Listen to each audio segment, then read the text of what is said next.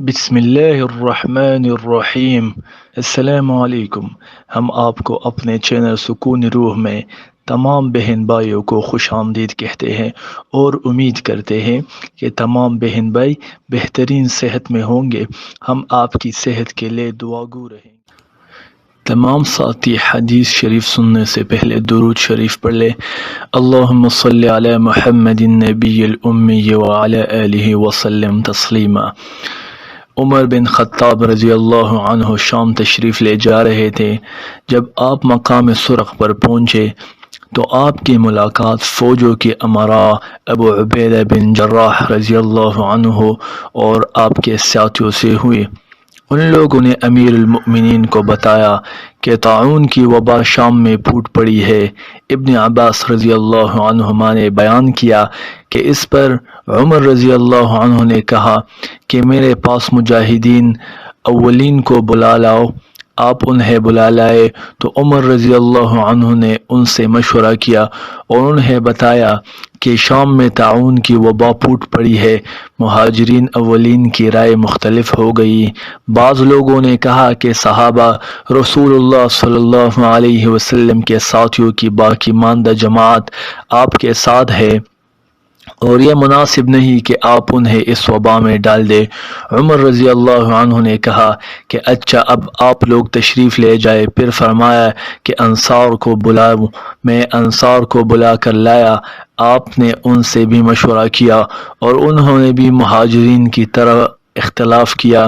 کوئی کہنے لگا چلو، کوئی کہنے لگا لوٹ جاؤ۔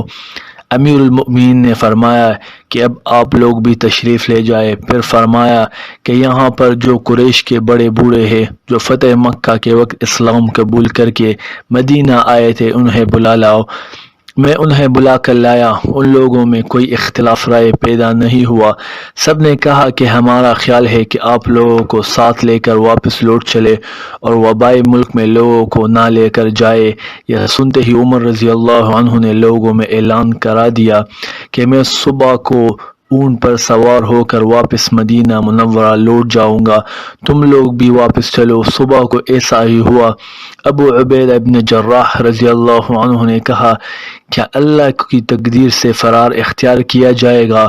عمر رضی اللہ عنہ نے کہا کاش یہ بات کسی اور نے کہی ہوتی۔ ہاں، ہم اللہ کی تقدیر سے فرار اختیار کر رہے ہیں، لیکن اللہ ہی کی تقدیر کی طرف۔ کیا تمہارے پاس اونٹ ہو اور تم انہیں لے کر کسی ایسی وادی میں جاؤ جس کے دو کنارے ہو، ایک سرسبز اور شاداب اور دوسرا خشک؟ کیا یہ واقعہ نہیں کہ اگر تم سرسبز کنارے پر چراؤ گے تو وہ بھی اللہ کی تقدیر سے ہوگا اور خشک کنارے پر چراؤ گے تو وہ بھی اللہ کی تقدیر سے ہوگا؟ بیان کیا کہ پھر عبد الرحمن بن عوف رضی اللہ عنہ آ گئے۔ وہ اپنی کسی ضرورت کی وجہ سے اس وقت موجود نہیں تھے۔ انہوں نے بتایا کہ میرے پاس مسئلے سے متعلق ایک علم ہے، میں نے رسول اللہ صلی اللہ علیہ وسلم سے سنا ہے۔ آپ صلی اللہ علیہ وسلم نے فرمایا کہ جب تم کسی سرزمین میں وبا کے متعلق سنو تو وہاں نہ جاؤ، اور جب ایسی جگہ وبا آ جائے جہاں تم خود موجود ہو تو وہاں سے مت نکلو۔ راوی نے بیان کیا کہ اس پر عمر رضی اللہ عنہ نے اللہ تعالیٰ کی حمد کی اور پھر واپس ہو۔ حدیث نمبر 5429 بخاری شریف۔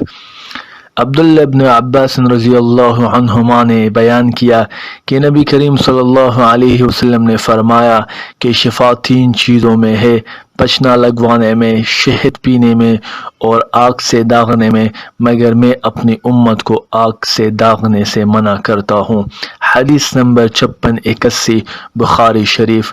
اگر آپ کو ہماری ویڈیو پسند آئے تو برائے مہربانی چینل کو سبسکرائب کریں تاکہ ہر نئی آنے والی ویڈیو آپ کی خدمت میں پہنچ سکے۔ شکریہ۔